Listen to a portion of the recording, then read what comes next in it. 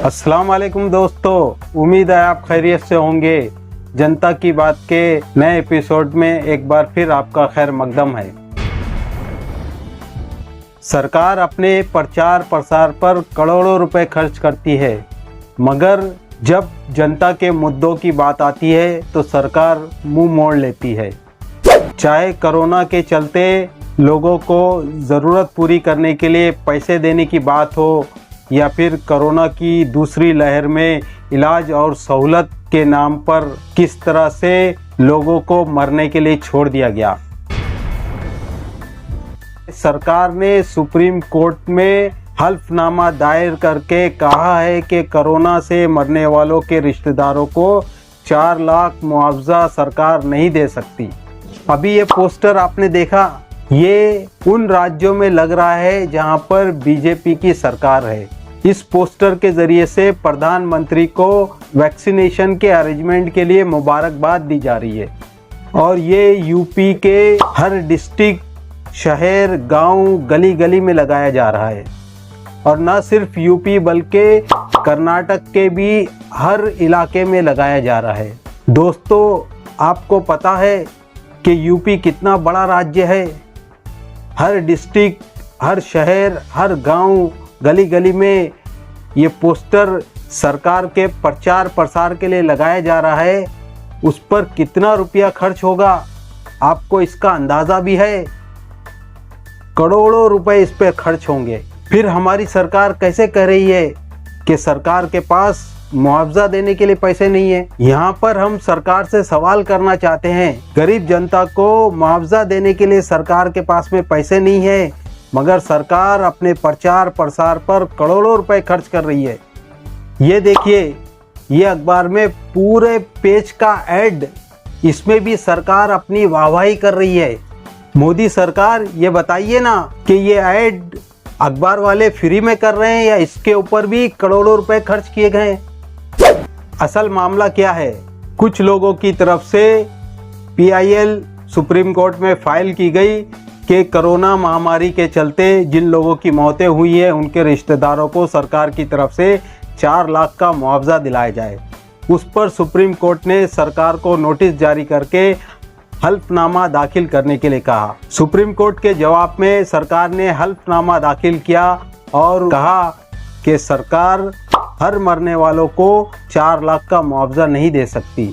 आपदा कानून के तहत कुदरती आफात जैसे भूकंप या सैलाब वगैरह में ही मुआवजा दिया जा सकता है।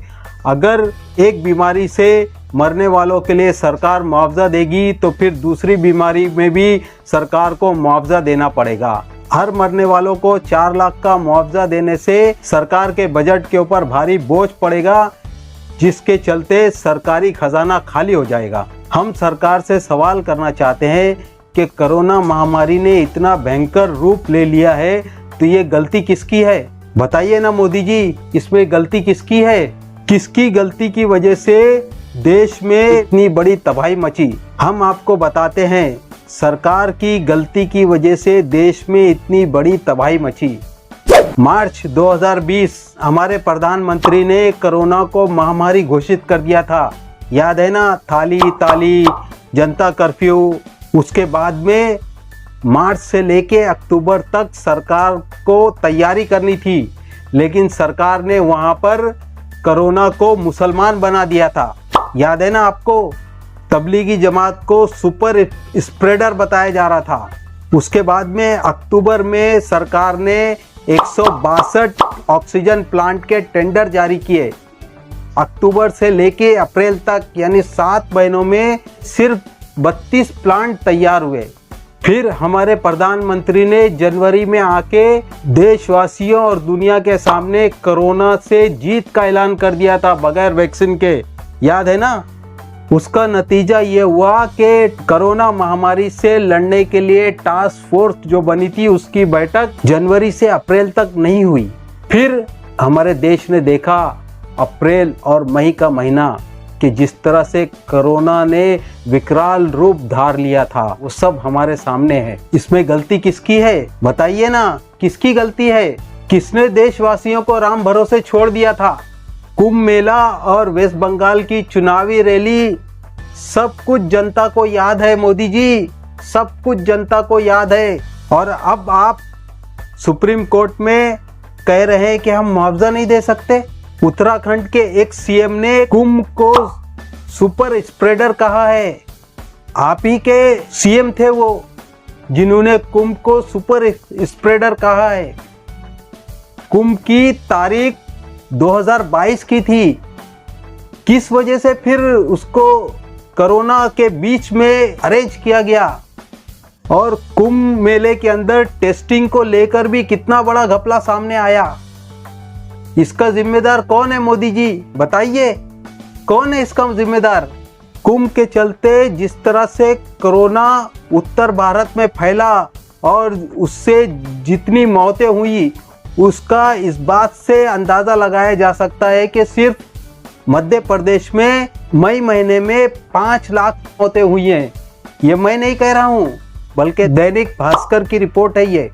और यही नहीं, यूपी के अंदर 24 डिस्ट्रिक्ट में जो आर्टिकल 14 का सर्वे हुआ है, उसकी पड़ताल के अंदर ये बात सामने आई है कि उत्तर प्रदेश सरकार ने जितने आंकड़े अभी तक बताए हैं उससे 43%, 43% ज्यादा मौतें हुई है सिर्फ अप्रैल और मई के महीने में।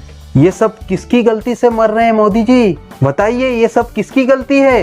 ये वो दौर है कि हमने देखा लोग लाशों को नदियों में बहा रहे थे, गंगा किनारे दफन कर रहे थे और लाशों को कुत्ते नोच नोच के खा रहे थे।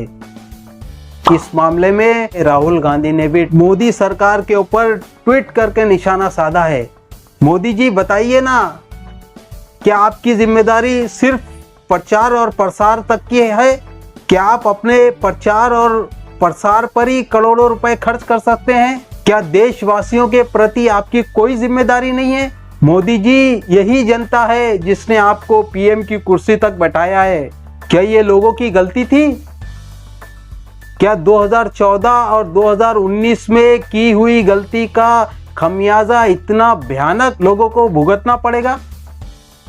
देशवासियों ने उसकी कल्पना नहीं की थी। मोदी जी, क्या आप देश की जनता को मूर्ख समझते हैं? क्या आपकी प्राथमिकता सिर्फ चुनाव ही है? देश कहां से कहां पहुंच गया है, आपको उसकी कोई फिक्र नहीं है। देश में कोरोना की तीसरी लहर की आशंका भी जताई जा रही है।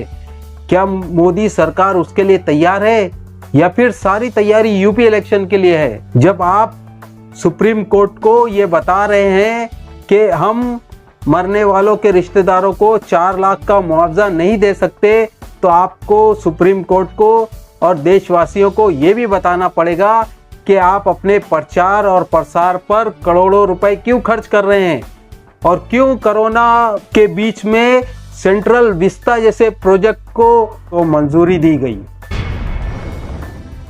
तो आप इसको लाइक कीजिए, अपने दोस्तों के साथ ज़्यादा से ज़्यादा शेयर कीजिए ताकि जनता की बात जनता तक पहुंच सके। हम आइंदा आपसे फिर मुलाकात करेंगे, तब तक के लिए अल्लाह हाफिज़।